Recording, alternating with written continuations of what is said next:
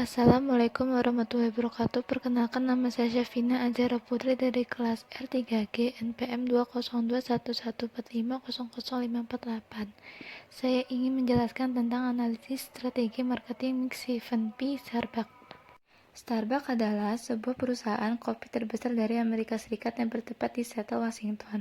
Starbucks memiliki logo yang berasal dari Siren, ikan duyung berekor kembal yang bermahkota dari mitologi Yunani.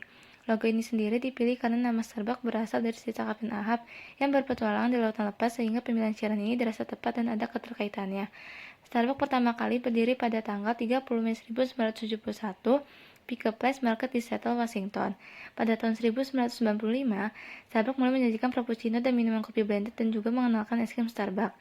Pada tahun 1996, Starbucks membuka cabang pertamanya di luar Amerika Utara, yaitu di Jepang dan Singapura.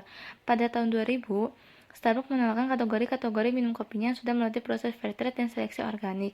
Pada tahun 2011, Starbucks telah memiliki 17.009 gerai di seluruh dunia.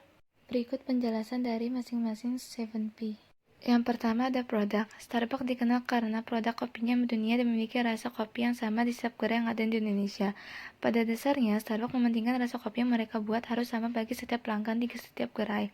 Oleh karena itu, mereka memiliki standar yang sama dari setiap produk kopi yang mereka jual karena kopinya harus sudah melalui fair trade dan seleksi organik. Selain menjual kopi, Starbucks juga menjual makanan sebagai teman saat minum kopi. Namun, untuk makanan di setiap store Starbucks mempunyai varian food yang berbeda. Bahan baku yang digunakan di setiap gerai pun berbeda.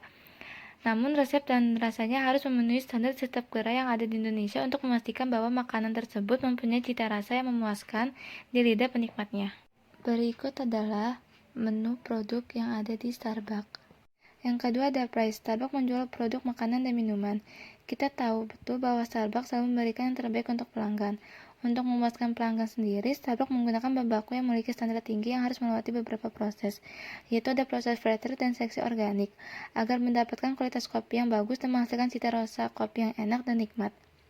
Oleh karena itu, Starbucks mematok harga kopi mereka di atas rata-rata kopi pada umumnya. Dan untuk makanan sendiri, Starbucks tidak begitu menonjol karena mereka lebih memprioritaskan produk lini mereka, yaitu kopi. Dan untuk makanan, Starbucks mematok harga rata-rata pada umumnya. Yang ketiga ada Plus. Perusahaan menawarkan sebagian besar produknya melalui kafe Starbucks. Komponen bauran pemasaran ini menentukan tempat di mana pelanggan dapat mengakses produk. Berikut adalah tempat-tempat utama digunakan untuk distribusi produk, yaitu ada kafe, yang kedua ada toko daring, yang ketiga aplikasi Starbucks, dan keempat ada pengecer. Awalnya perusahaan menjual produknya melalui kafe Starbucks. Melalui internet, perusahaan kini menawarkan beberapa produknya melalui toko Starbucks online. Juga perusahaan sekarang menjual beberapa barang dagang melalui pengecer. Selain itu, perusahaan menggunakan aplikasi Starbucks untuk memungkinkan pelanggan melakukan pemesanan.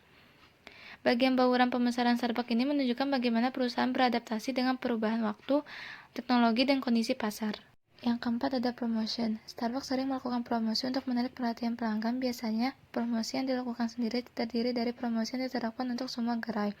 Dari promosi yang dilakukan kebijakan gerai tersebut, promosi yang diterapkan untuk semua gerai biasanya yaitu promosi kartu kredit. Di promo tersebut mendapatkan cashback. Tidak hanya itu juga, promo kartu kredit berfungsi untuk menyimpan poin setelah melakukan transaksi, dan poin tersebut bisa ditukarkan dengan kopi. Starbucks juga promosi di media sosial di Indonesia sendiri, yaitu menggunakan Facebook, Twitter, Line, Instagram.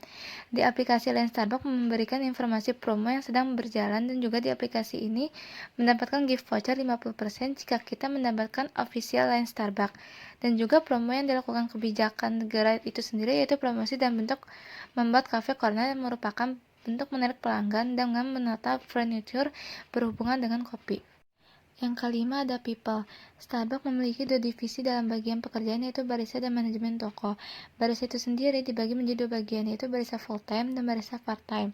Dan untuk manajemen toko sendiri dibagi menjadi dua bagian, yaitu ada district managers dan stores managers. Di Starbucks, pekerja tidak hanya sekadar bekerja dan mendapatkan gaji, tetapi mereka berlomba-lomba untuk mencapai efisiensi.